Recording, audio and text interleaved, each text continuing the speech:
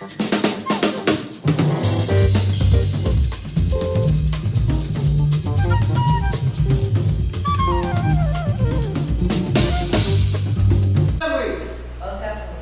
to the Brooklyn William Mackey Jr.'s History Club. We meet here every other Wednesday in honor of William Mackey Jr., Amos Wilson, Louis Ray Rivera, Gil Noble, Alhaj Malik Shabazz, Dr. Ben, Dr. Clark, Ivan Van Sertima, Viola Maddox, Brother Harold, Khalid Abdul Muhammad, and all the historians that gave up fame and fortune. They didn't have to do what they did. They could have went the other way and made a whole lot of money, but they didn't. And we want to keep these people alive.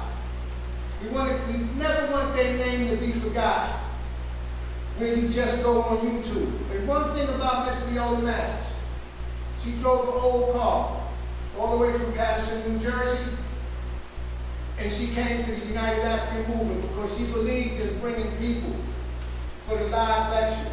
Because if you leave it to society out there, they'll never want you to get together.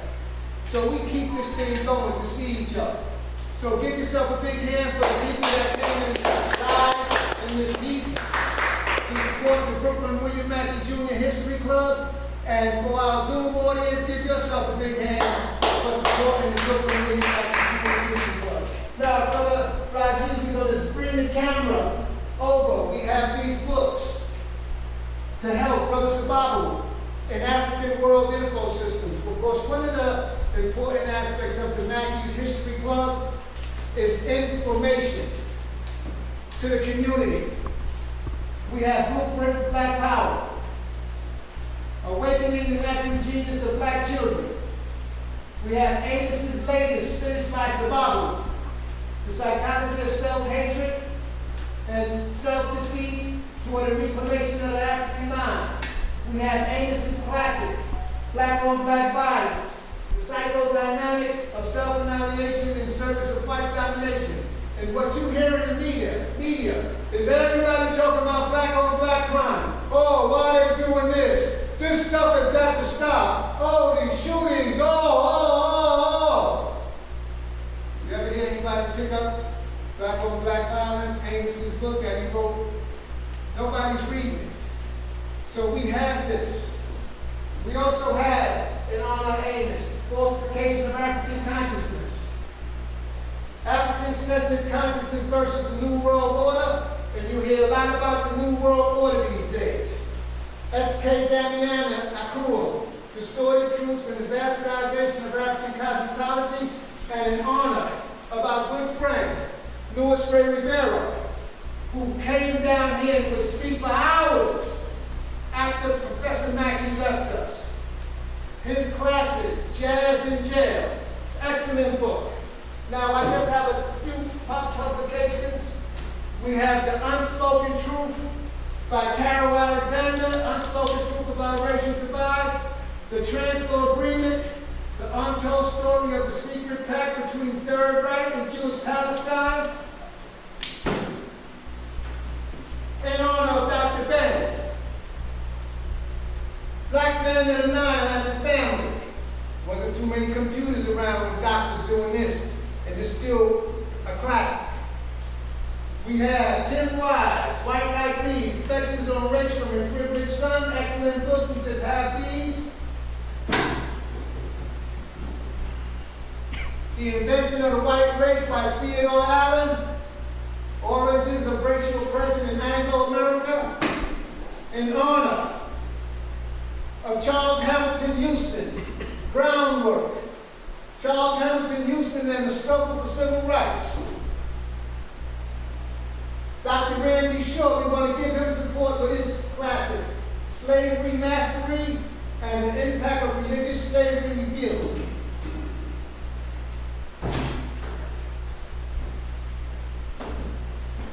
Our good brother, the irritated genie, has a new book out, Jews Are the Problem. He just finished it. World War III, COVID-19, media censorship, food shortages, economic collapse, and mass disintegration of race mixing globalization. If you you want this book, we have a few copies here for our audience here, but you go on War on the Horizon, and you could get all of the work from the Irritated Genie. War on the Horizon. He has all his tapes, so we want to give him some support. Now, I have a couple of important books here. This is our brother, Dr. Scott Whitaker, out of Atlanta, Georgia. He has a book called Medicine, Medicin, the causes and solutions to disease, malnutrition, and the medical sins that are killing the world. Dr. Scott Whitaker and Jose Fleming. This is an excellent book. He's out of Atlanta, Georgia. And if you want some stuff on COVID, these two are excellent reading. Dr. Joseph McCullough and Ronnie Cummings, The Truth About COVID-19, Exposing the Great Reset, Lockdown, Vaccine Passports, and the New Normal. And Robert Kennedy, The Real Anthony Fauci, Bill Gates, Big Pharma, and the Global War on Democracy and Public Health. When you finish reading these books and doing the research, you will be mad. You're going to be real angry. And this ain't me, it's in the books. Excellent books, please get them. Now I'm going to say a few community events that's coming out, and we give these to the local community. Tomorrow, our sister Keisha, Tad and Ashe, and Brother Blacksmith, Thorough Black Talk. That's Facebook Live at 8 o'clock. Keisha, Tad, and Ashe, Brother Black, excellent program, comes on at 8 o'clock. Also, our family out in Philadelphia, Saturdays at 10:30. Blog Talk Radio, Sister Empress Chi, also known as Sister Filet. Blog Talk Radio comes on at 10:30 on Saturdays. While everybody is trying to get back into the new norm, Sister Filet and our Philadelphia connection is laying it down live. You go into Blog Talk Radio, type in Empress Chi, and stroll down to New Day Resurrection, and the program starts, and you can call in. And that's what makes it so good. So she's doing excellent work. Also, on Mondays at 10:30 a.m., Kelmonte Live, The Irritated Genie. You can get more information on the books that he's doing. He's on Sankofa Revolutionary Radio out of Birmingham, Alabama. WSYP 95.1 FM. African Perspective. He comes on 10 o'clock. It's an hour program and it's real good. Also, our Baltimore family, Brother Darren Muhammad, State of the City. Tune In Radio, that's on Saturdays at 12 o'clock. And also, he has a program that comes on either Wednesday or Thursday on Facebook Live and Instagram, titled Mohammed the Camel. That's our Baltimore connection. So Darren has an excellent program. Glen Burnie Radio. Also, on Tuesdays, Dr. Ali, Your Immunity Project, Tuesday at 7 p.m. Now, Brother James McIntosh did an excellent program honoring Dr. Clark. It was real good. From what I understand, he has an excellent program that comes on WBAI called Minefield. It comes on at Wednesday at 2 p.m. on WBAI. So this is Dr. James McIntosh's program. Comes on BAI on Tuesday. So it's an excellent program. Also, Community Cop comes on every Tuesday at 5 o'clock. That's with our own Brother Mike Graves, Noel Leader, and Julian Humber. Community Cop program. That's on Manhattan Neighborhood Network. www.mnn.org. Also, YouTube. I'm going to say that again. Also, we have Brother Kamal has on the Watch production, he has tapes and everything he sells on the internet. So we have that now for the Zoom audience and for the YouTube family. For the Zoom family, you can see all the past programs of community on YouTube, you type in Community Cop. And all the programs that Brother Mike and Noel does, and you can spend hours and days researching and listening to these programs.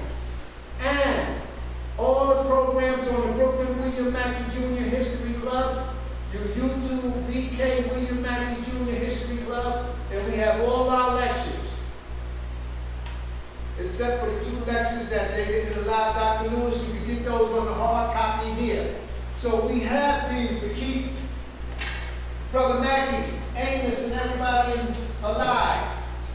We want to keep their name going. We never want these people to just die down because they gave up a lot and they left us too soon. Also, on Fridays, we have Brother Trust Graham with African Echoes. You put your email in the chat. I'll send you the information with Brother Trust. That's a Friday study group at 8 o'clock. And also, on Saturdays, the Know Thyself study group with Brother True and Asbury Park Brothers. Also, Trust Graham is the mediator of that. That comes on Saturdays at 2 o'clock. If you put your email in the chat, I will give you the information on that. So all of this stuff is going on and many more things is happening where information is coming through.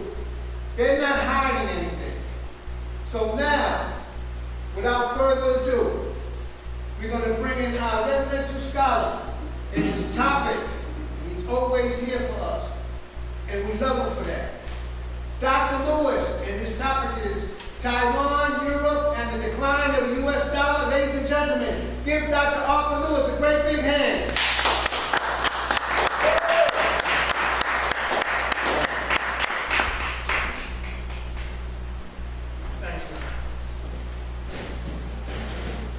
Thank you. I thank Brother Ray Ray and all of the individuals who are here tonight as participants. And as always, we have to give honor to our ancestors. This is Mackey's 3 lecture series. Today is the 10th of April, 2002. The 10th of August, 2022. I'd like to express my opportunity to come before you.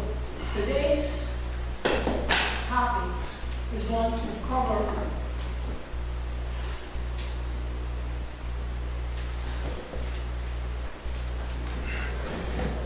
we have a handout. The handout is 5 pages, but as we do normally, the pages contain material that I will read to the audience because those who do not have the printout material will be able to hear what's on the printout material, take notes, continue their studies.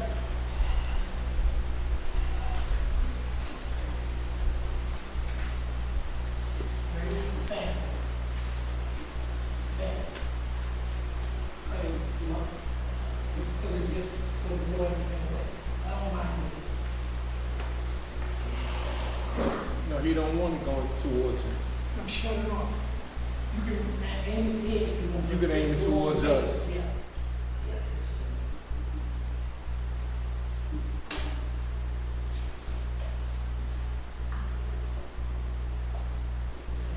That's good.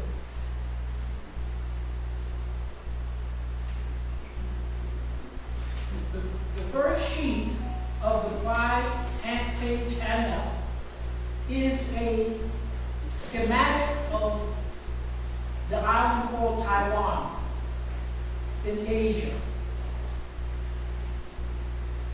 The second page is dealing with the island of Taiwan in Asia opposite of Big China. The third sheet is titled The Death of Europe. The fourth sheet is titled Europe. And the last sheet is titled Telecommunication. And so what I'm attempting to do by presenting these different lectures is to give you topics. And then another lecture give you another set of topics. And these topic handouts are designed for you, for those who keep it, to plug into the puzzle. So he said, well, why Taiwan in this particular instance?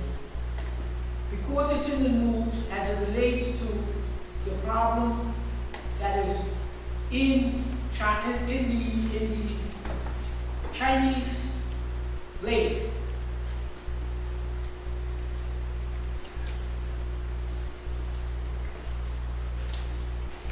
So let's take the first page. The first page is a schematic. You see it here. And it's a schematic of the island of Taiwan. And then on this page, I put some information so that you could, for those who are interested, begin to do more research on a particular topic if you are interested in Taiwan. And the reason that I chose Taiwan is because it illustrates certain types of information when you hear subjects. So right here, you see this area, rectangular shaped area, and it has a number of names on it. And then we describe the island, so you say, what is the island of Taiwan? It's an island which is approximately on your form 35 miles north to south, 260 miles wide. So you have an island about 2 times the size of New Jersey. So it's not a very big island. Here on this corner, you will see the island in schematic. So this would be north, south, east, and west. The western part of this particular island is mountainous. The eastern part of Taiwan is flat. And what you have here is a list of 10 indigenous people recognized by the Taiwanese government as indigenous people. So you say, well, what does that mean, indigenous people? When you do a little more research, you will find that when you are studying different countries that you see on the map, and as you go back farther into history, you will see that the way that particular country is described is different in terms of population of that area if you go back 100 years, 200 years, 300 years. So this is a list of at least 10 indigenous people who still live on the island of Taiwan, who've been there for thousands of years before the Chinese decided to claim it. The island has certain significance in terms of geography. So this may be new to others, and they say, well, why the geography here and there? Because in order for you to better understand what you're trying to do when it comes to country, you have to look at the geography of the country, the population of the country, what is on the landmass. Over here, on the left, your left lower quadrant, is a schematic that shows what is supposed to be China, Big China. And off of the coast of Big China, the eastern part of China, are a number of countries. One is called South Korea, Japan, Taiwan, the Philippines. These islands, nations, are only within hundreds of miles of each other. Taiwan is important geographically because when you look at the movement of commercial ships, trade from that part of Asia to Africa, that part of Asia to Europe, it has to travel through the East China Sea, and it passes these countries. So anybody, in this case, one of the reasons why Taiwan is important to China is because the location of Taiwan being so close to South Korea, Japan, and Philippines, is strategically located for passage of ships for commerce, for oil and natural resources under the ocean, for the fish that come out of the ocean. So you ask, well, why is it that China wants Taiwan? It's for these reasons. The geographical location, the natural resources that's under the water, and for the strategic military position that it will give China over the entire area. To go back briefly on the history of why it's important, after World War II, the United States was able to enter this part of the South China Sea by taking over Japan, taking over South Korea, and Taiwan. They put 2 bombs on Japan so that the Russians would not seize Japan. Japan had already lost the war, but they took the 2 bombs to let everybody know, especially Russia, that we, the United States, are a big power in Asia. So what the United States did, they took over Japan, they took over Taiwan, and they took over South Korea. They rewrote the Constitution, they restructured the economy, and they restructured the military structure of those 3 countries, Taiwan, South Korea, Japan, all subordinate to the United States. So the United States now, basically since World War II, have South Korea, Taiwan, and Japan as their allies. In each of these countries, the United States has military bases and military there. So these areas are very critical to the United States because when China and the Asians push the United States out of this part of the world, it will be the Asians, China, Korea, the Asians will run this area. So that's where the significance of the islands come in. Now, where we want to go now is to the second page so we can give you a little more detail about Taiwan. So Taiwan is very important because of the strategic location, the shipping lanes, natural resources, and the fact that these 3 countries are under U.S. control. After World War II, when Japan lost the war, the United States controlled Japan by dropping 2 bombs on it. The United States was the largest military power left after World War II. The United States stationed troops into South Korea. The Russians came down through the Korean Peninsula and took what is now North Korea. The United States came from the South Korean and took what is South Korea.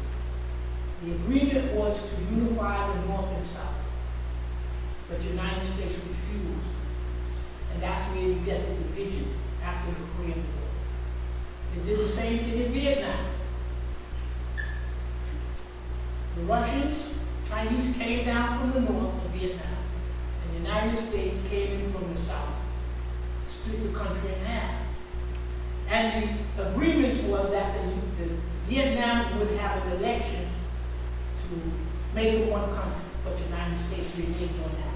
So it was the United States military force that cut the country of Vietnam in half, north and south, cut the Korea in half, north and south Korea, forbidding them from unifying, and they took over Taiwan.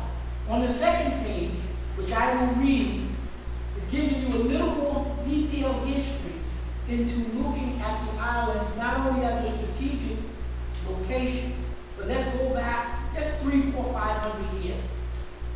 The foreign minister of China, in a translation, because I don't understand the language, stated that Taiwan has been Chinese since antiquity. Now, I don't know what antiquity means. It just means older. But the connotation is like, we were there first. So you might think 500 years ago, 600 years ago, 700. So when you dig and do a little bit of come in, so the reason we chose it also is to show you how to think about countries. Every country that you look at on the map today, those borderlines were not there 300, 400, 500 years ago. Those borderlines that divide Africa into 55 countries, those lines came into existence since 1885. When you hear Russia and Ukraine, an attack in Ukraine only became an indistinct country after World War II. It was always under Russian Empire. So we're going to examine is that borders have been created by the pistol or the spear by force. That's right. That's right. Taiwan, so we're going to read Taiwan indigenous people. Top line. Let's go back to the linguistics. So you want to say who's been here for a long time. You look at what languages are spoken, you look at people's faces, you look at burial grounds, you look at a number of different things. So you do a little research on Taiwan. The Chinese says it's part of China. Let's look at the language of the Taiwanese indigenous people. We're talking people before the Chinese, way before the Chinese. It's called Formosan people, Taiwanese, Austronesian, and Yuan Human, and Golan. Austronesian refers to Southeast Asia, Madagascar, and those Pacific islands that Father Lily comes from. You know what's in the Pacific Islands, right? The African people from Solomon Island, Vanuatu. The language base, thousands of years, when you listen to the language of these, at least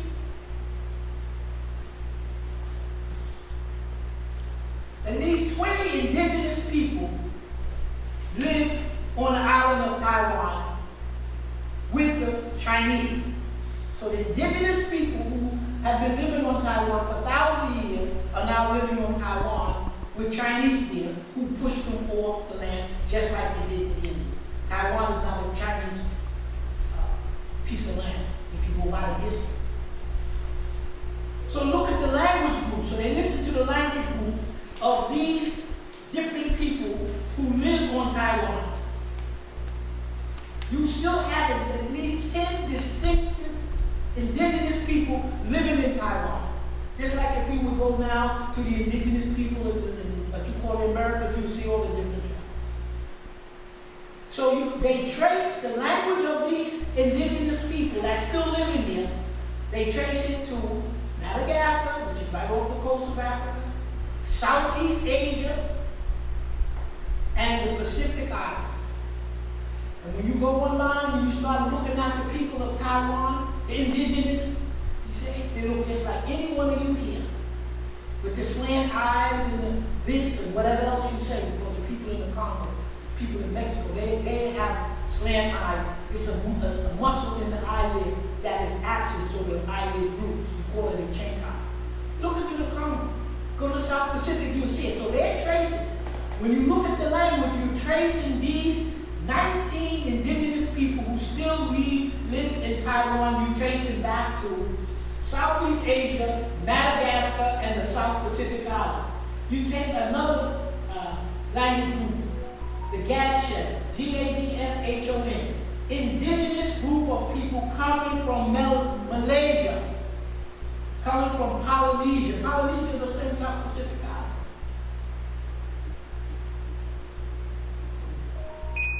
Indigenous language group, Southeast Asian, Oceanic, Madagascar. So when you look, if you're interested in Taiwan, only because it's a way of getting you to start looking at the world differently. So right now in Madagascar, there are at least 20 different indigenous people who live on the island thousands of years before the Chinese came. It's not a Chinese island. Okay. They're supposed to be, let me read what I wrote instead of doing the editorial. The population in Taiwan, they have 23 million people who call themselves Taiwanese. They come from mainland China. You have, this is last year's census, you have 23 million so-called Chinese on Taiwan. You have 52,000 Japanese. You have 400,000 what they call mainland Chinese who immigrated later, and you got 10,000 South Africans. I don't know if they're white South Africans or black South Africans. They have approximately 300,000 guest workers, Filipinos, Thailand, Indonesia. They bring them in, the Chinese bring them in to displace the indigenous population. The indigenous population of you are about 3 million. Wow. You still, about 500,000. There's still 500,000 indigenous people with their distinct faces, cultures, meals, still living on the island. But they're pushed aside like the indigenous people here. The history, go through the history. According to what is written, 1626 to 1642, the Spanish visited the island. From 1624 to 1662, the Dutch was there. Everybody goes to a place, you know, eat your food, conquer the land.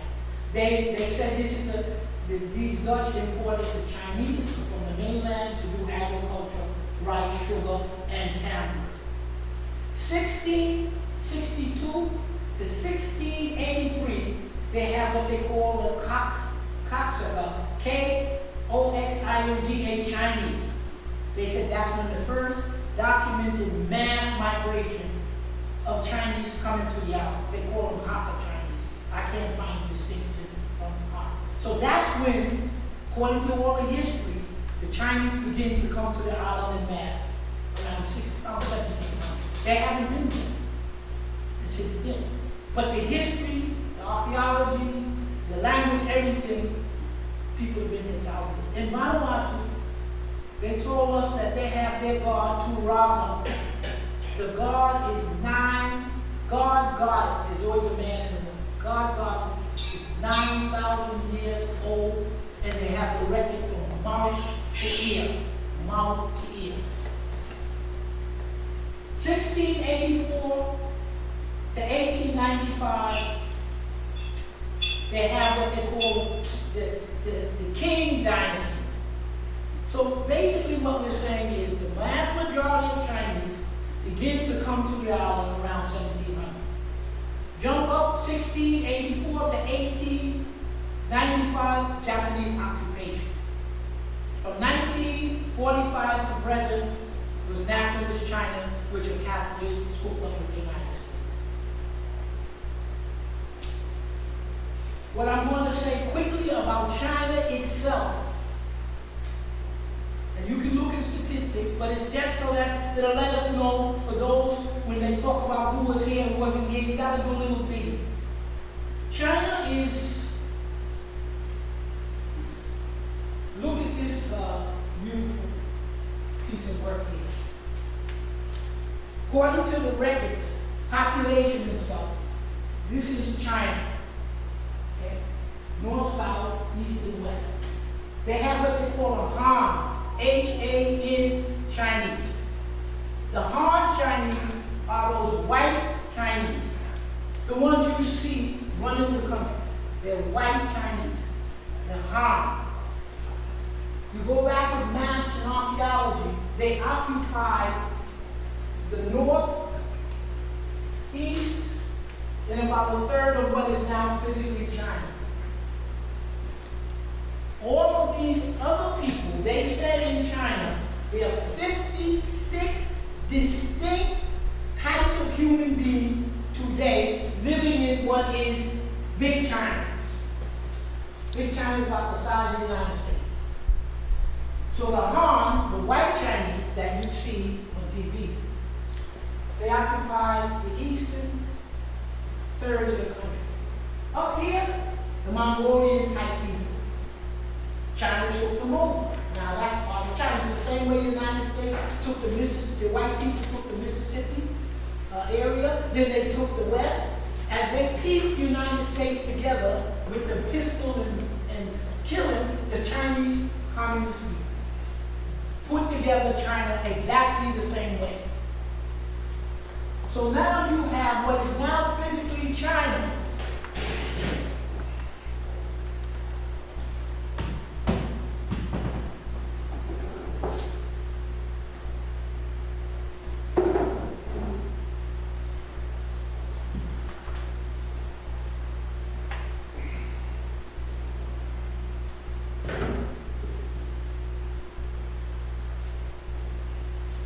So this is what we call China, the modern borders of China.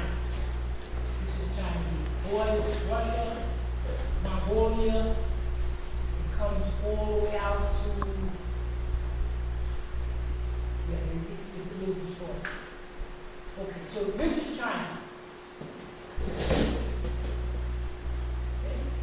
The white Chinese that run the country you see today, they live in this part of China. The eastern third. And by conquest, they took this portion of China from another group of people called the Mongols. Over here, they took another big section of Eastern Asia. They took Xinjiang province, the Dark people, the Muslims, etc. And below here, they took over Tibet. So China was put together. Most of the Han people, the white Chinese, today live in the eastern third of China. The 2/3 of the middle to west are all indigenous people.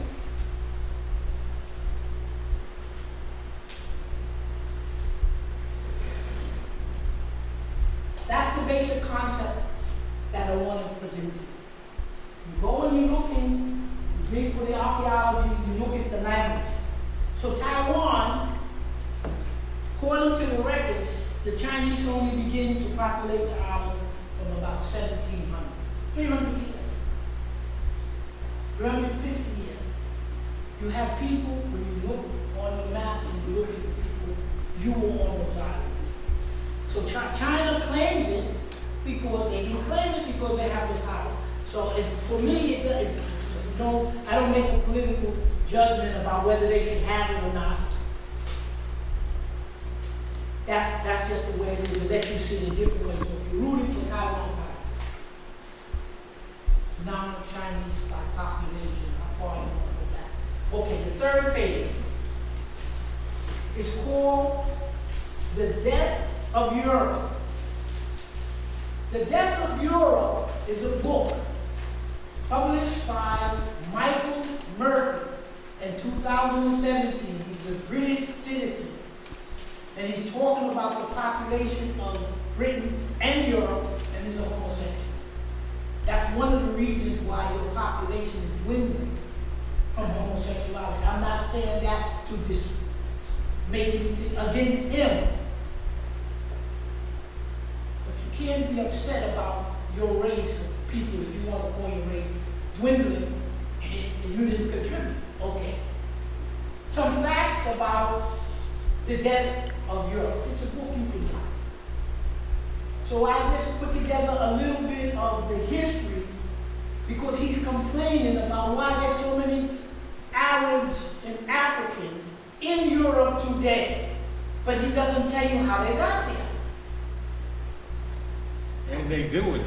Pardon me? And they doing it. I can't tell you what Richard Price said about that. It's after pornography. Black folk are Europe, transatlantic slave trade, 1400.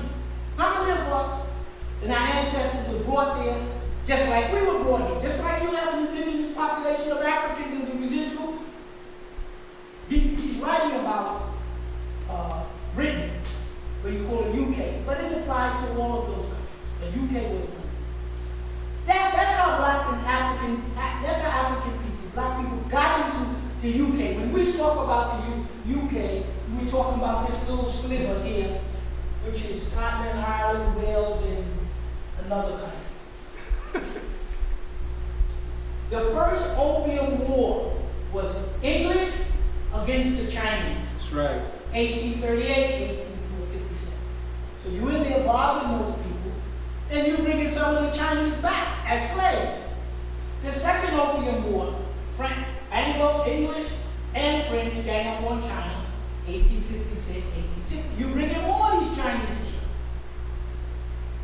English colonization of India and Pakistan, 1858, 1947. That's another reason why there are a lot of Indians in Britain. Chinese Civil War, 1900, 1949. European post-World War I, 1917, and post-World War II, 1948, skilled and unskilled African labor and natural resources to rebuild Western Europe. When you see those beautiful pictures of how nice London is, and Spain, and all those nice capitals in the railroad, you built them. And it was your natural resources, your copper, your metal, your cement that built Europe. That's how the Africans got there also. So they forget about that. We're not talking about the Africans. They pulled out of West Africa to join those European countries fighting against Germany.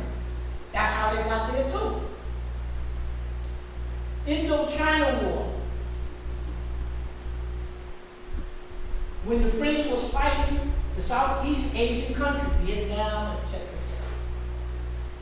U.S. and NATO war on Libya, Lebanon, Syria, Iraq, North Africa. That's how your mass migration comes in. While they're all crossing while they're crossing the water to try to get something in Europe, because you have decimated Africa, you have stolen and stuff, and we rebuild it.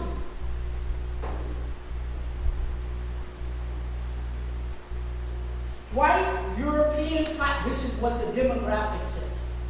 White European population is in negative birth rate, below 2.1. They say you gotta have 2.1 babies, because usually some children die.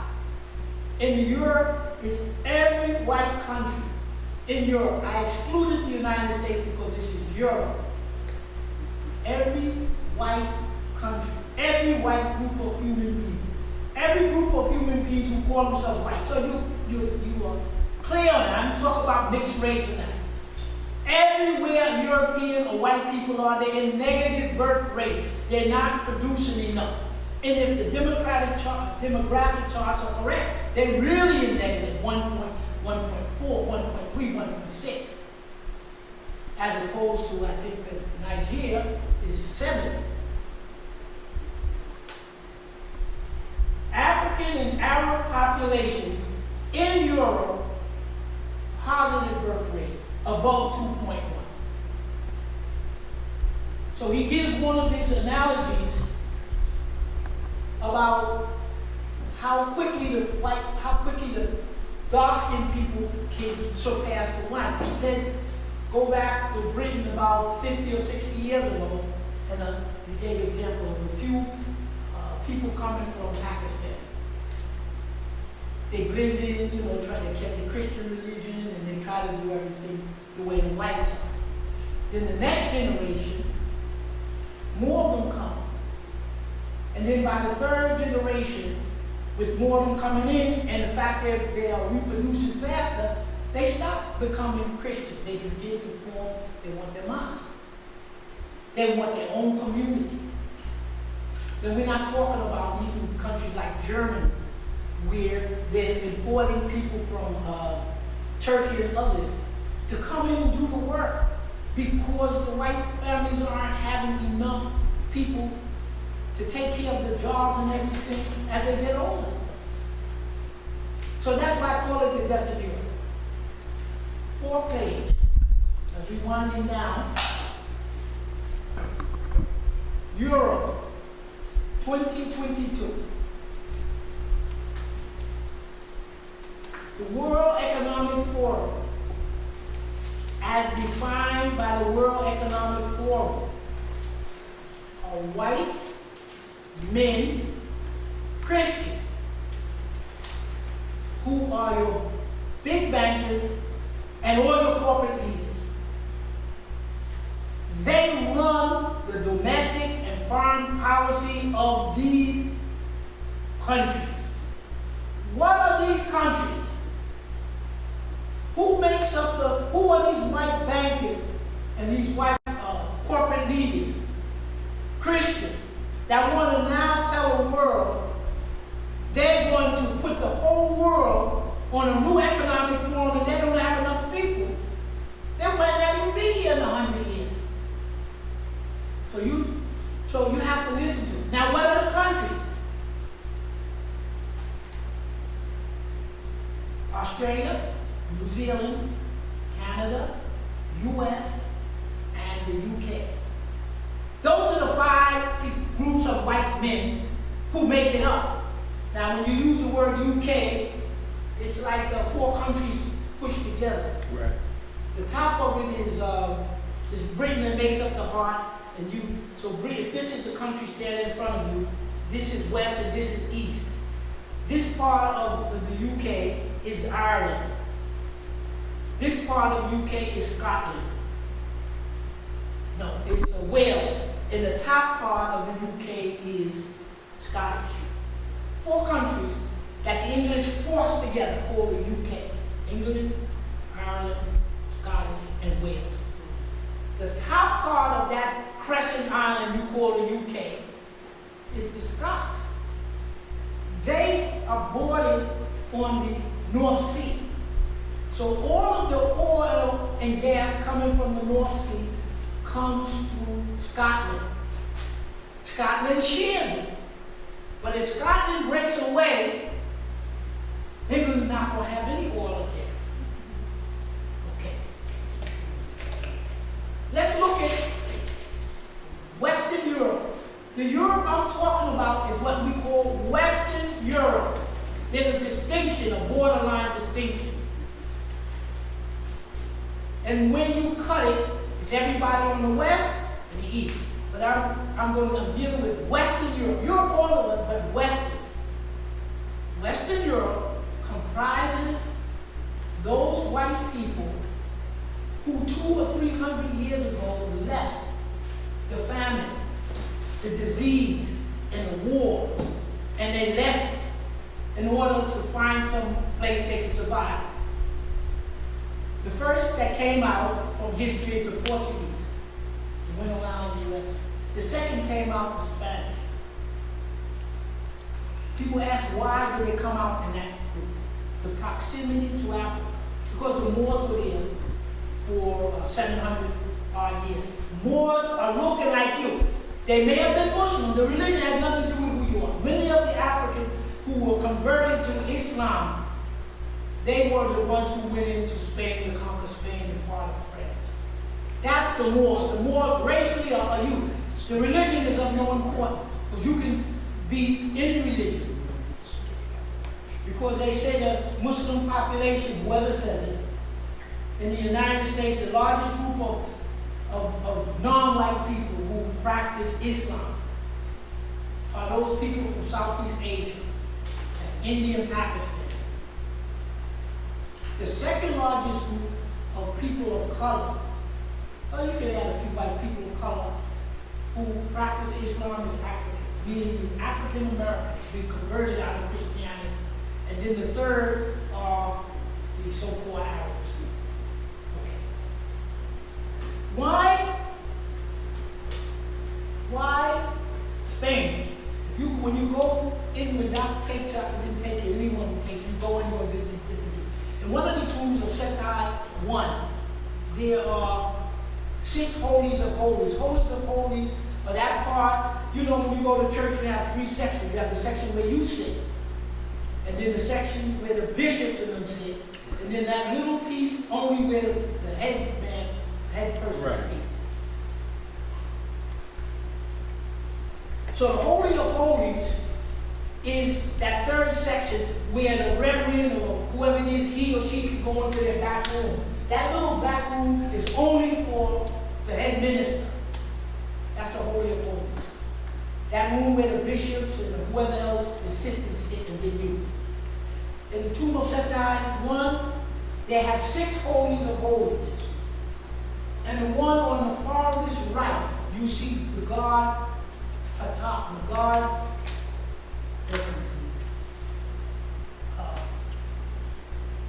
the name of the god I can't place. He has in his hand the sextant. You know that thing that you see the people on the boat that look through it and they navigate the distance from the North Star. So the Africans had been navigating the ocean for thousands of years. So that's one of the reasons why the Portuguese and the Spanish got most of the technology from Africa before the rest of them. So the Portuguese came out, because you built the ships. You showed them how to navigate. So it was Spain, Portugal, Spain, the Dutch, the French, Portugal, Spain, the Dutch, the French, and then the English. They all came out in succession. Those are the people who were the enslavers in the African slave trade, and their ancestors, their prodigy are the ones who are in the World Economic Forum. So if you want to link these people and tie them to somebody, it's like they tie you to Angola, tie you to Egypt. That's who it is. So if you can't get that clear, then you're missing the whole boat, because that's your war. The war you have in this country, and the war all the people around the world have, is getting from under the yoke of those 300 or 400 years. So you got to understand this thing.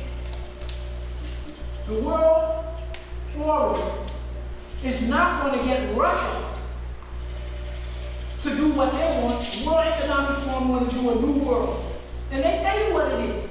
We control it. We white people are controlling it. We're going to control your country. You're not going to have any national unity.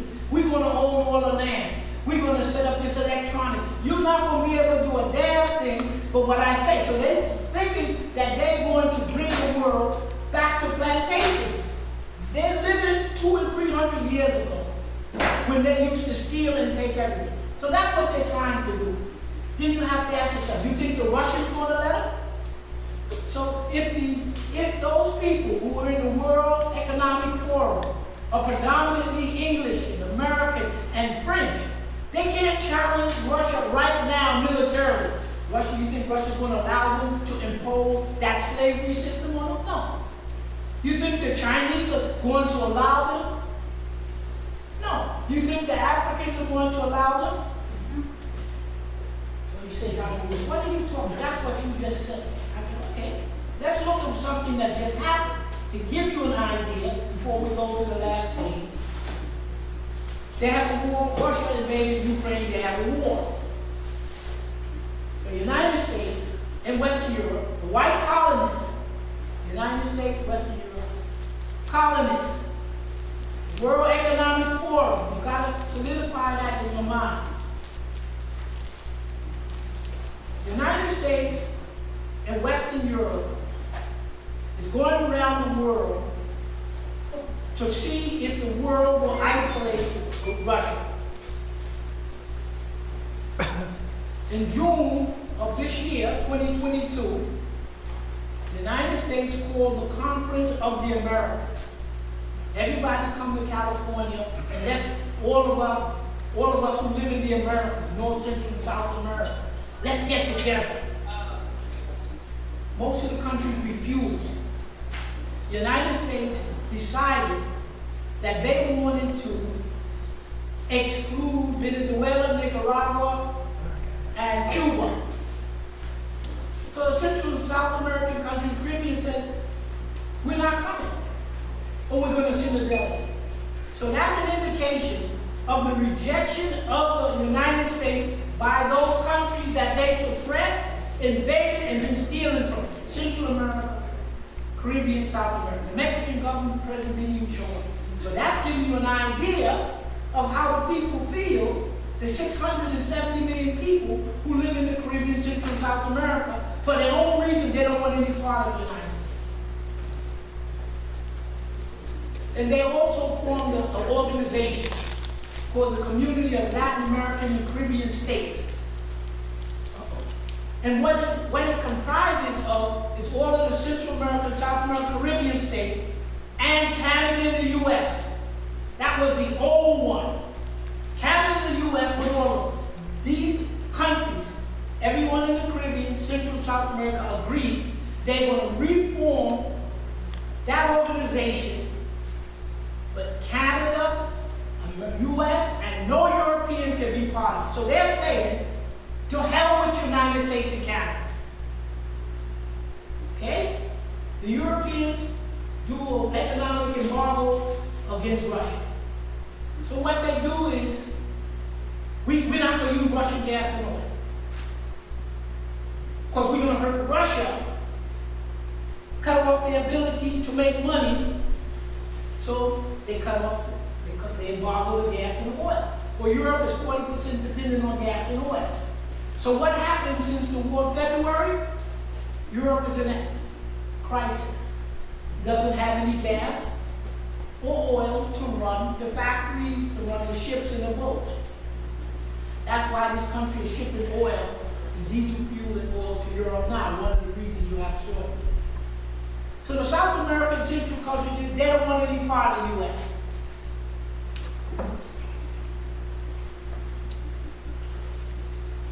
They went to the UN Security Council and the General Assembly, and they asked the Africans,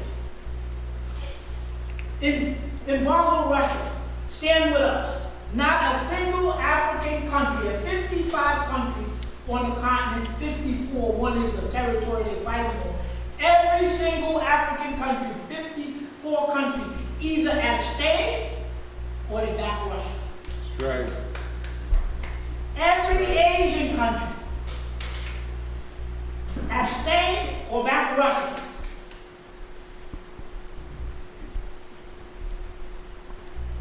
Lavrov, who's the foreign minister of Russia, he just went for a tour to Africa.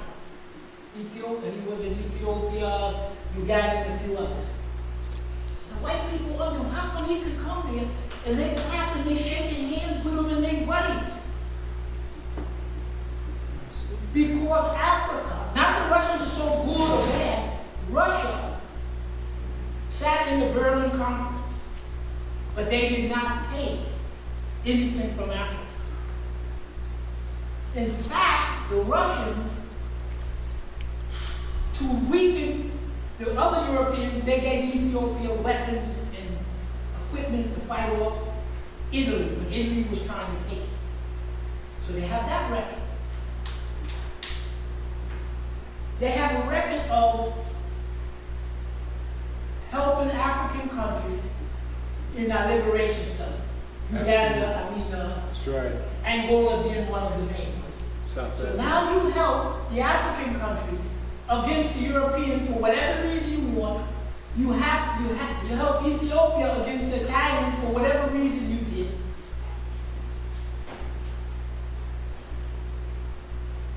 Russia has an African-Russian summit.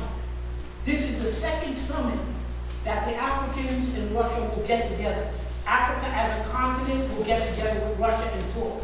How many meetings do these white folks have with Africa? How many African-U.S. meetings do you have? None. And then you send a man of color, Me? President of the United States, Oh, okay. Obama. Barack. And when he finished with them and messing with the Kenyan election, and with South Africa, they told Obama was trying to ask the African to legalize homosexuality. That was one of the right things. Mugabe told him, you came from a mother and a father. What are you talking about? So Obama was sent to do whatever it is he was sent to do. Can't blame Obama. He's not Reverend Wright. He's not Malcolm. He is an African person of color who will take the money against you. So why call a name? Just put it to where it is. They told him in Kenya, don't bring your ass back here. None of your presidents travel. They're afraid to travel. Some of these countries got arrest warrants for these people. Bush and the rest of them. They don't leave this place. That's right. Then after the Africans abstained or voted and say, I'm not joining you white folks. Then they send meat. Another African Yes, sir. who's living good, you don't call him a name, just understand he's not working for you.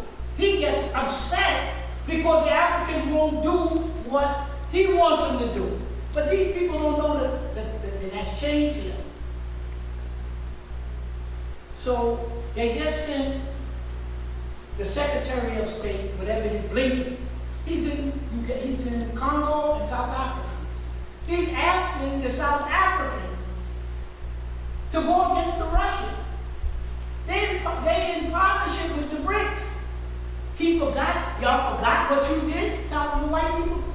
You forgot that you backed apartheid? You forgot, you and Israel was spying and stuff? It's unbelievable. When they bought the Russian oil, they thought, the United States, Western Europe, they thought that they were going to get oil from any place. So not only did the Africans say, we won't back you, the Asians said, we won't back you, the European, the ASEAN countries, ASEAN is those countries in that little corner, Vietnam, Cambodia, Laos and stuff, there are 10 of them, Indonesia. Blinken went there the other day to the Asians, to China and Russia. They told him, you're out of your mind. We are going with the winners. Russia and China is coming. Asian bloc is coming. The African bloc. Why would I go with you? Ain't no future with you. But you were the ones who made the Vietnamese War. You forgot that. You made the Korean War. You fought against us in the Chinese Civil War. You fought against us in the Korean War, the Vietnamese War, the French Indochina War. You were in there with opium. The diplomats are very diplomatic, because somebody else would have told them something else. So the Asian countries, all of Asia, all of Africa, Central America, not a single country will back the United States. Zero. And you think the rest of the world that's making up 95% of the public are going to let Bill Gates or any of these idiots tell them how to run their country? You figure it out. We come to the last page before question and answer, and it's a little technical.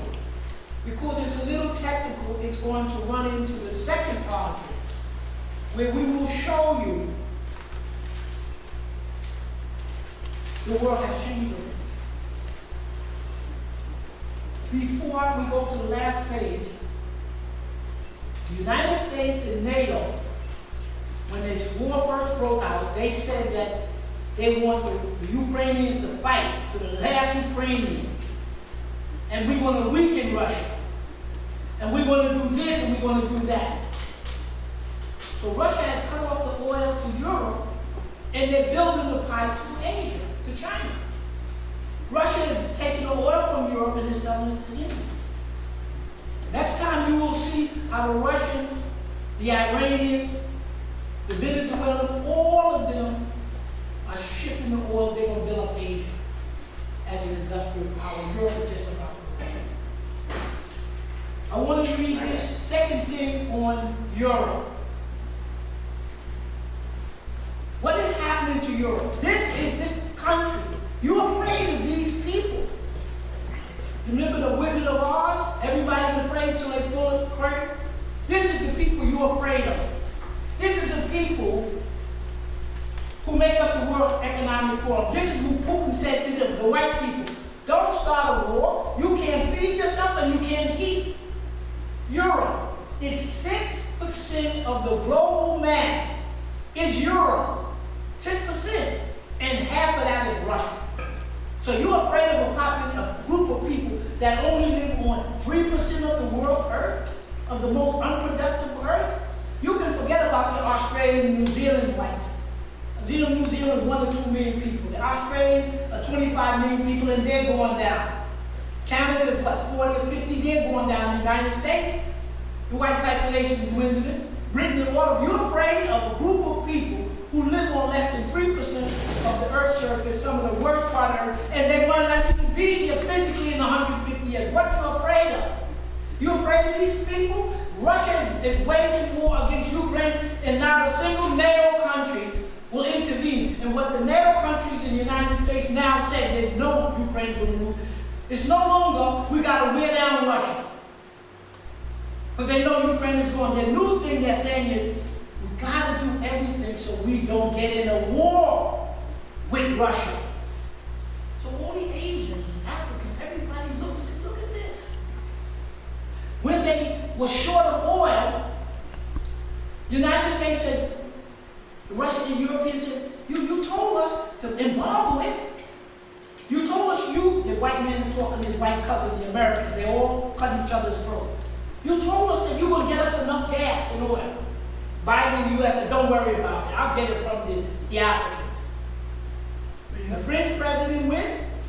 The German prime minister went. And what the Africans do, they took out the history books. Remember the Berlin Conference? Remember what you just said? We don't have any oil. We're sorry, we out of it. The African didn't give them a drop.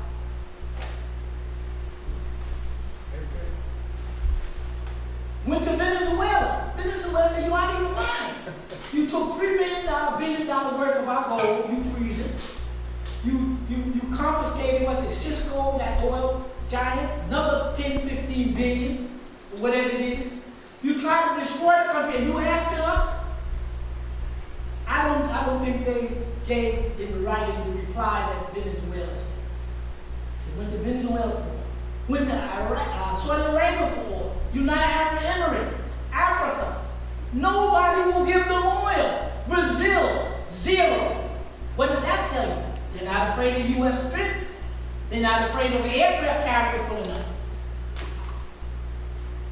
So let's look at Europe today. Less than 3% of the world's population worry about these people. As Russia's Putin said, you can't feed it. 40% Europe is dependent on Russia.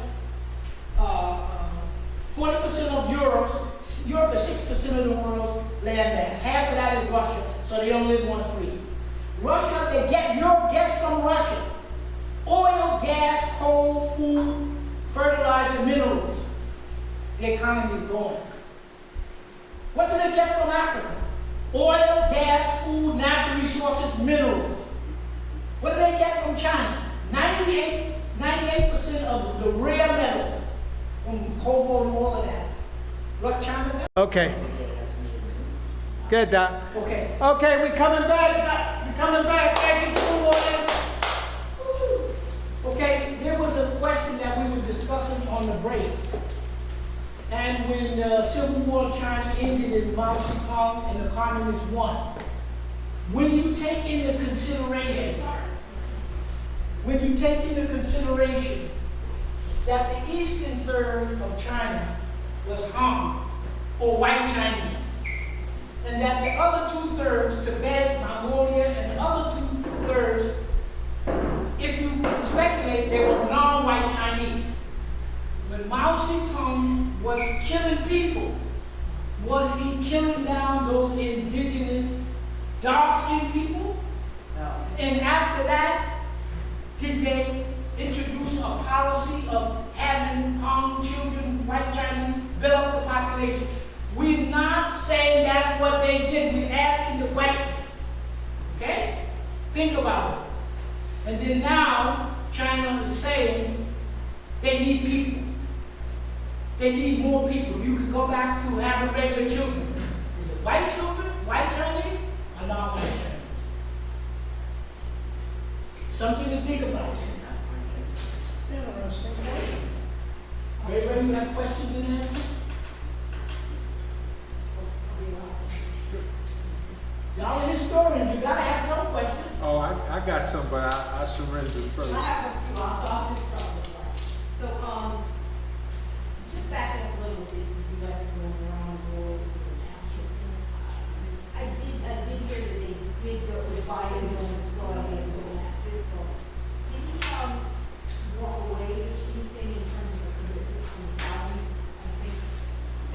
they say, I wasn't there, they say that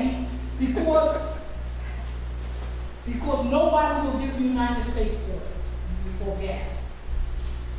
Europe is short. The United States doesn't have the capacity to give their European cousins enough gas and diesel to run the place. So they got desperate. They said, please somebody give me the water.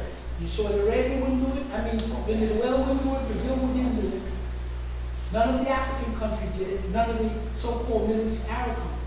Nobody says, we will give you oil. Even Israel. The United States Oil Company developed oil and gas fields right off the coast of Israel. They even asked Israel. Israel said, we ain't got nothing for you. So the question I'm saying is, it must have got desperate enough, they sent Biden and said, you go. But Biden was the one, they say, he kept pushing, like Saudi Arabia killed off this guy, Khashoggi, whatever happened, whether he was a spy or not. And that United States, the president don't say anything but the United States. And he said, we're going to make Saudi Arabia a pariah. They're bad people. And then Saudi Arabia was fighting in the southern part of the Arabian Peninsula against Yemen. And the United States was supplying Saudi Arabia with a lot of the weapons. And for whatever reason the United States had, they stopped selling Saudi Arabia the weapons. So Saudi Arabia is now upset because the United States won't sell them the weapons to continue war. They're upset because the United States is anti-Soviet, anti-US, because Saudi Arabia is now linking up with Russia and the rest of the world people. So they say that when Biden left, not only did Saudi Arabia not give them oil, he boosted the price of oil. That's your answer. You didn't get it. And they're not getting it from anybody. Yes. Zoom. Okay, Mike. Got a question, and hope it's not off topic, but I was just studying the map during the break, and it seems to me that we're calling Europe a continent, and it doesn't appear, at least on the map, that it's a continent. Can you explain that? Well, you have to decide what you want to call a continent, how big something should be. But many people say, this map is still a little distorted. You have, this part is Europe. They call Europe. It looks like that's all Asia, but yeah, go ahead. There's a mountain chain called the Ural Mountain. Whoever decided to cut Europe starting there. So you can call it a Europe, you can call it a continent, or you can just say it's a piece of Asia. It's any way you want to do it. Europe or a piece of Asia. Somebody defined it that way. I don't know who defined it. It's just a big piece of Asia. That's one way of looking at it. Okay. Comments, questions, What's answers? your point that isn't a continent supposed to be surrounded by water? It's supposed to be a large landmass, not just any piece of landmass, a significantly large landmass that's independently surrounded by water. That's not true. If it's surrounded by white people, it's a continent. No, but what he said, what y'all saying is correct. If they define it as a large landmass surrounded by water, then Europe can't be considered. That's not how you want to define it. That's what I'm saying. Right, and so if they want to call themselves Europeans, they're doing that to make themselves distinct from the other people of Asia, because it doesn't appear that they're a continent looking at it physically. They call themselves transgendered, so they can call themselves European, they can call themselves black. They do what they want. Professor Mackey indicated to us that the Germans came into history as marauders. History is just what you want to, however you want to define it. Okay? So at least you got a snapshot of Taiwan and what it means for somebody to call it. China wants that piece of, they want that island. If you're using history, antiquity, and indigenous people, it's not Chinese. If you're using force, China's going to take it. Simple as that. It's not Chinese. Yes. Okay, another question. whether you want to go back to the Ming or Qing dynasties, that only gives it China as we describe it a few thousand years at best. 1700. Yeah, that's what I'm saying, 2,000 years. No, that's not. 1700 is just what? 300, 400 years away. I know, but China was existing long before that. It goes back a few thousand That had years. nothing to do with Taiwan. See, the whole point I'm making, and I'm not making a point. If you want to say,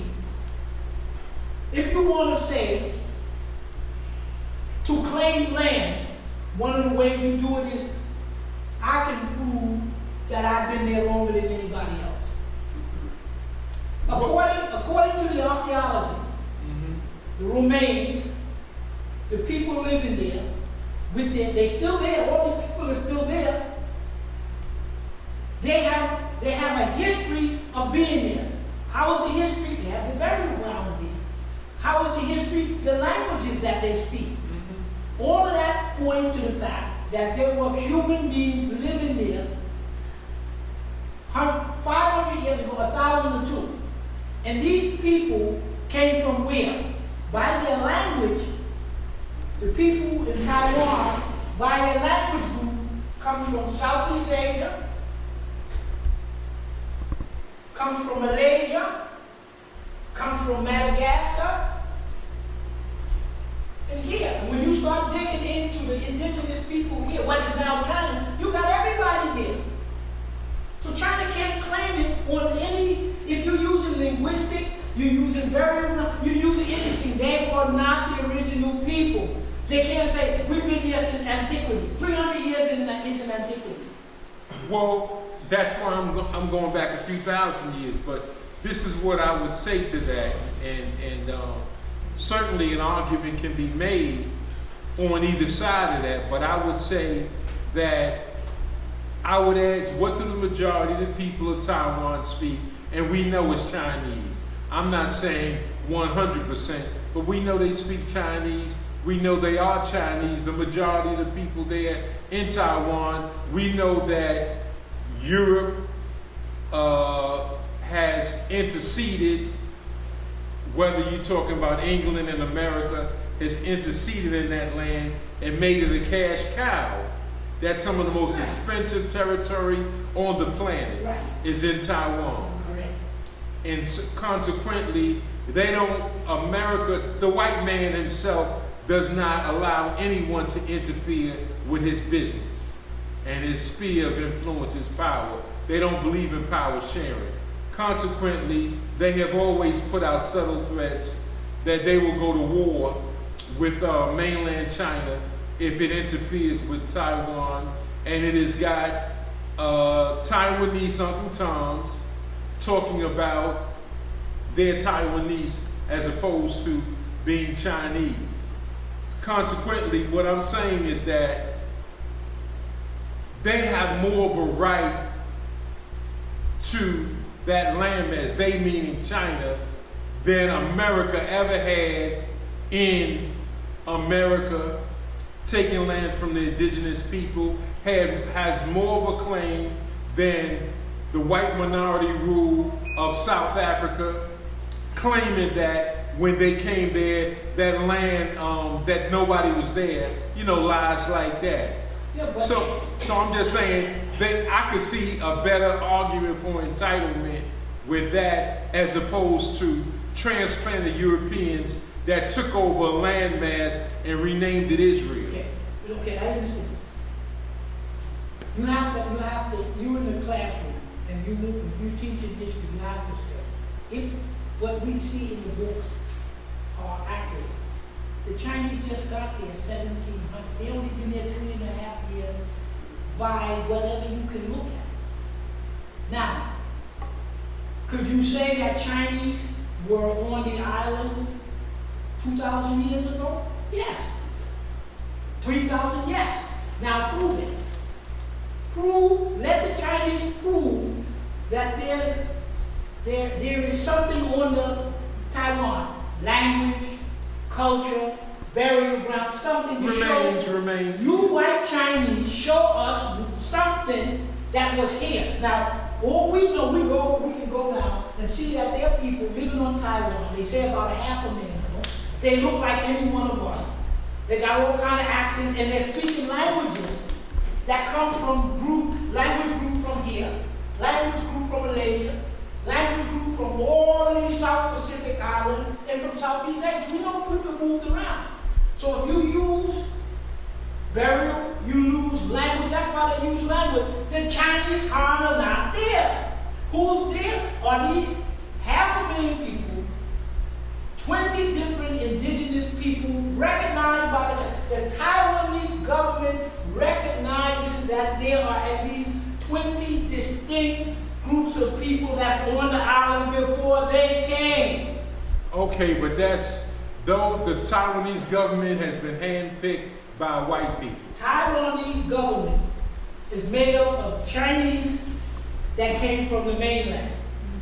Those Chinese, look, Chiang Kai-shek was capitalist, and the communist Chinese countries, they're capitalists, they're not communist. Look at the structure. Okay, but you can't, not you personally, as Dr. Ben said, you have to try to find something there to show you were there. We just can't say, oh, black people went into America 20,000 years ago. What we can say, as I tell people, go into Central America, Guatemala, and all of that whole area, and even go deeper. Everything that you can find shows that Africans were there. Yes. Now, somebody else was there before, which is possible. But you can't say that until you find evidence. You can say Africans weren't the first. Say, yeah, you're right, Africans. But we know we were here. Now show me where other people were here. Until you can show me, you can't claim it. Until the Chinese could show that they've been to this island before 1700, 1600, 50, you know, 1500, 1,000 years, some Chinese went in there and lived. Yeah. But according to the population, and we overwhelm the island, they're not Chinese. Okay, but Wait. All right, You gotta, is it a question or what? Because it's a conversation. China, but we can't go conversation all the way has to no right 11 o'clock. To take Taiwan, you take it by force, like the white man did. But don't tell me, foreign minister, tell me that if this history is accurate, Dr. Lewis, you got the wrong history. You only dated us from 1700. Not that he has to prove anything to me. Show me where you were there before these damn people. Show me the burial ground. Show me the language. Show me anything. Other than that, you can't do it. Take the island because you have the force. But don't try to run that. Oh, this has always been Chinese antiquity. That's a justification for what you're doing. well, who did Israel prove it to? You don't have to do Hold on. it. We gotta cut. okay, we got one more. You don't have to Hold on, prove and then it. we're gonna answer question from the Zoom. They Finish answering the question. Wait. They gotta answer the question. No, we ain't get no question from the Zoom. Wait a second. So let them Hold on. come back. What's the question from the Zoom? I Ask your question. am. Can you hear me? Yes. Okay. My question is, did the Chinese under Chiang Kai-shek have the right to take Formosa and claim it as their own? Yes, because they had the gun and they decided what it was going to be called and nobody challenged them. The same way that Russia, if they decide, will retake that landmass called Ukraine and they'll do what they want with it as long as they have the power. We're talking academically. The Chinese have to show you where they were there before these other indigenous people. Okay, but you're talking about might, not right. Yes, that's 100%. Okay. That's how they exterminated millions of indigenous people to get these lands. They killed people and made new rules and regulations. That's how the world runs, unfortunately. Okay, okay, now the next question's from the audience. Who's from the audience have a question? I do. Question. Is there a difference in culture between the Russians and the, I guess, so-called Western Europeans, wherein the Russians, you know, you said didn't take anything from the Berlin Conference, and they assisted many African nations against the European nation. What is the reason for Russia's sort of backing of non-Western nations against the Western nations? Is there something in their culture? Or? I do not have a clue. My thought, the Russians sat down, because they were Europeans, they were invited, and the white Russians are colonists, just like their cousins in the East, in the West, right? The white Russians, they went and conquered these different people. So they built what is now Russia from conquest. So they have that similarity. Maybe the Russians calculated that they're having so much problem with these Europeans in the East, in the West, that to weaken them, they would help Ethiopia. I can't answer the question. It's like this. These group of people you call Americans want to break away. We want to break away from there. You let the white people here didn't break away from a damn thing. It was the French that gave them the guns, the weapons and shit. Without the French, there would have been no defeat of the English. While the French was working against the English was fighting the French and the Russians. So they all fighting each other. They backed this one and that one. So maybe the Russians decided, well, these are the, remember we went through Russia before, how the West was trying to destroy Russia, World War I, World War II, and then when they intervened after the Civil War and Napoleon went in, those white people have been fighting with each other for hundreds and hundreds, not thousands of years. So what I'm saying is, my guess is just a speculated guess, no better than yours.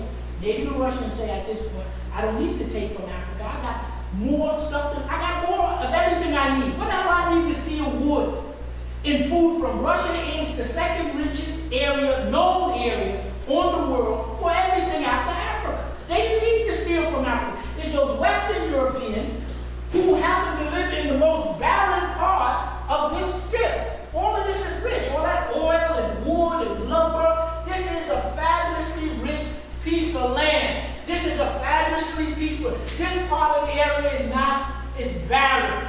Why would Russia have to steal from what they got already? It's these little English people, they had to steal. So I say maybe the Russians decide to weaken the people, the Europeans that I'm fighting with, I'll weaken them up by helping Africa. I don't know.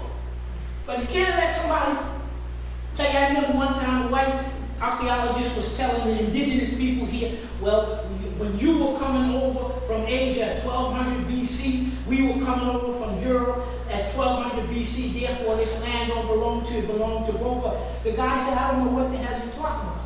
We've been here from the beginning. I don't know when you were here. That's all I can tell you. I don't have any more answer than anyone else. If you can't document, if the Chinese cannot document in any method that we accept, language, culture, burying in it, 1600, 1700, you know they've been there a little bit too. Brother, you can't say it's my island with 20 different indigenous people here, still living here after you killed them down? Okay, Yes. I do have a question. Just a comment first. The order of the days, it's yours if you can defend it. If you can't, it's mine. Yeah. All right? So that's the order of the day, no matter how much sense this makes to us. Now, the other thing is, I was listening to a discussion or commentary about Taiwan and China, and some history having to do with communists leaving and fleeing to be in Taiwan and back and forth, and then what emerges more modernly is democracies within on the Taiwanese island. And so I wanted to ask you a little bit about that history. I was listening to the commentary. They were talking about how when the communists fled and they were on Taiwan, but then more recently, I guess, it evolved to a true democracy with multiple parties. So I just wanted you to elaborate, if you can, a little bit about that history. Is it truly operating as a democracy? You steal somebody's land, you change the rules and regulations. Is it a democracy? for these 12 to 15 different indigenous groups who live on Taiwan, who, according to some of the historical into the day, they own the whole island. And when you start going a little deep into history, you will get numbers. In Vanuatu, when I got here in 1979, there was 250,000 people. They told us that before the French and the English came, there were so many people in the island that they could scream and bring down birds. They say their island had millions. And that's just in a group of islands the size of New Jersey.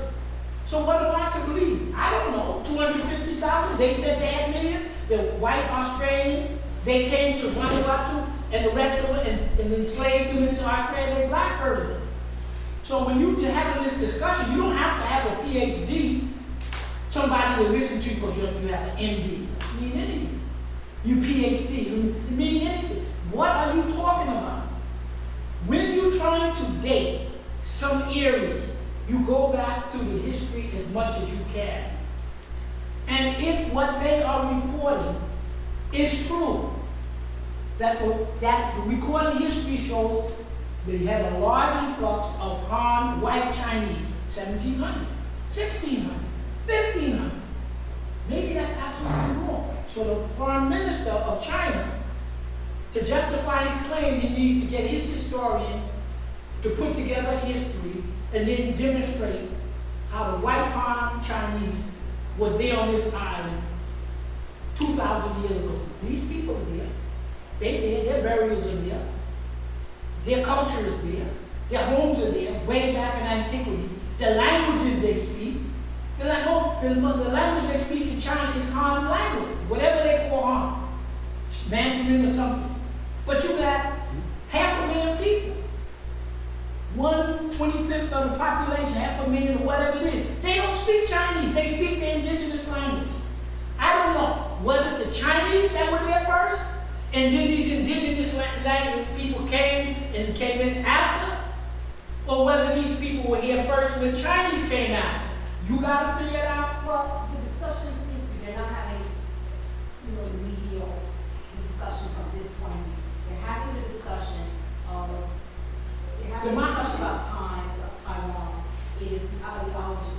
The communist part of China extending into a democratic Taiwan. That is the... Who called it democratic? Right. Is it democratic to those 500,000 indigenous people who were But pushed you're having off? a conversation about power, right?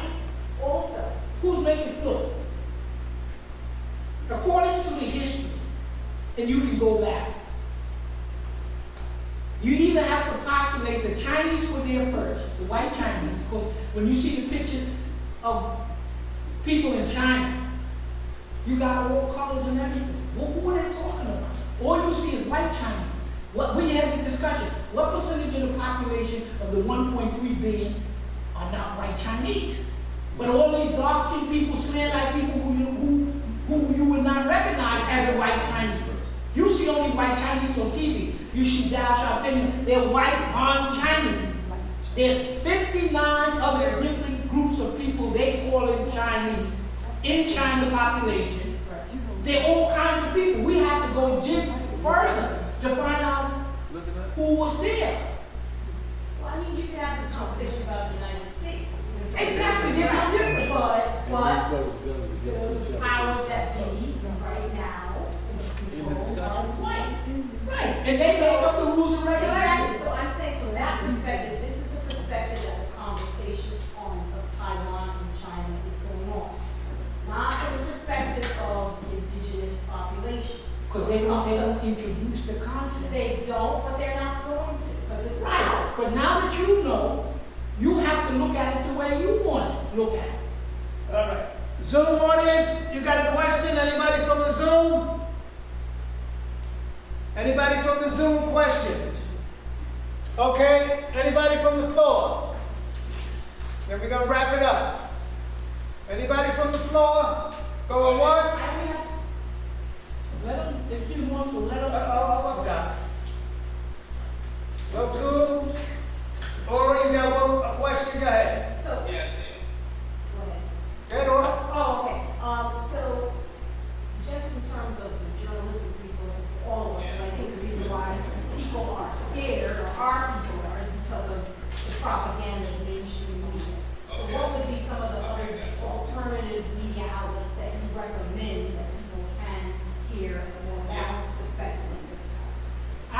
any particular website. A lot of individuals on the internet have good information. I go around and listen to those set of people who's talking about Russia and Ukraine. Then I listen to another set of people who's talking about Africa, where Africa fits in the world picture, where Africa has a growing population, where Africa's getting 100 new cities. Then I fit in, I follow the Ukraine war, then I said, where does Russia stand? Where does Ukraine? Why? Because I want to see how the rest of the world is doing. The Russian-Ukraine war isn't that important to me per se, because they're two groups of white people, cousins, uncles, whatever you want to say, fighting each other. Who can get his reason? But what I follow is how is the rest of the world developing from the last 300 or 400 years of this colonialism? Because what you have, remember what we read about Bretton Woods? And what did we say? Bretton Woods was the meeting in New Hampshire, United States in 1944. They claimed that there were 74 countries that were at that meeting. And it's these 74 countries that made up the present rules and regulations. Out of the 74 countries, only 4 was African. And they were all other than Ethiopia. The other 3 was not even independent. Well, South Africa was under the whites, Egypt was under the English, and Liberia was under the U.S. So you had one African country out of 74 countries. Out of 44 countries, one African country to speak for the continent. Japan wasn't there to speak because they were defeated. Italy wasn't there, they were defeated. And Germany wasn't there. So you got a whole new world order. Germany wasn't included, Italy wasn't included, that one, Africa wasn't included. Asia, the only Asian countries that were there was primarily Chiang Kai-shek, the communist China. There was no Vietnam. So what happened is a world order was set up by whom? The United States and Britain. 2 white countries because they had the most economic and political control. They structured, said, we're going to use the US dollar. Why? Because I got the most gold. But I'm not going to let you see my gold. I have the biggest army. So the US is a reserve currency. They set up NATO to keep you military, to keep the rest of y'all militarily locked down. And they set up the UN to keep you politically locked down. So the world was locked down under global slavery. Asians, Africans, everybody. Central South America was under U.S. slavery. Europe was under U.S. slavery.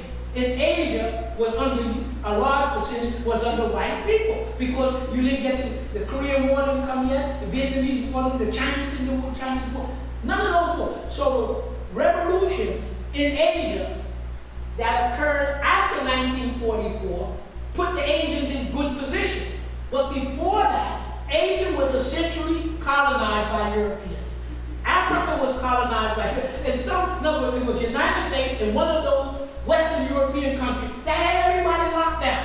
Right. They made the rules and regulations. Now, the rest of the world said, we're not following that. That's your SHIT. You made that up for you when you were in power. We're going to restructure everything because I'm now in power. And I'm going to run the world what's beneficial for me and not you. The gun. The democracy. What democracy you have here? You don't have any democracy here. Question from the floor, that's it. One more question. Last one. Yeah. When you saying that indigenous people disappeared off the island of Taiwan. They're still there. I got you. People, but half a million people, they still there. Right, but I'm saying that there's no history of Mao Zedong, even during his purge, of him killing people based on complexion. No, that's what we were discussing. We were discussing. We didn't say, we don't it know. It had nothing to do with complexion. Those who study, I studied Mao enough to know that it had more to do with those that either had links to Western Europe or those that thought like Western Europeans? Mao was- Okay, that's what they say. What we were saying is we have to do more history. If you consider that the white Chinese, I didn't say what, wait now, let's question. How many Mongolians, East Asian and Tibetans did Mao kill? I don't know, you don't know, he don't know. We're going to investigate it if we can. So I'm not giving the Chinese a pass that they were only killing people You right. who are against Certain national. things gotta happen to unite the country. We don't know, I don't know. It wasn't united. That was a speculation. He How did many of unite those the million, country. how many of the 20 million people they say he killed were non-white Well, Chinese? it was a purge. It was a purge. They can use whatever word you want to use. Yes. We don't know, and that's the question we ask. How many of them, because we're now looking at it differently. How many, soon as he became, soon as nationalist China, communist China, what did they do? As soon as they became in power, they annexed Tibet. They annexed Mongolia. They started taking over all these lands. And we don't know when they took over, Mao took it over. We don't know, I don't know. We don't know when they took over Tibet, how many Tibetans they killed. When they took over Mongolia, how many Mongolians they killed. When they took over Xinjiang, we don't know. And we have to look. I'm not giving China the benefit of the doubt. Okay. I'm not going to say they did. Got you, I'm not got you. giving them the benefit of the doubt. Got you.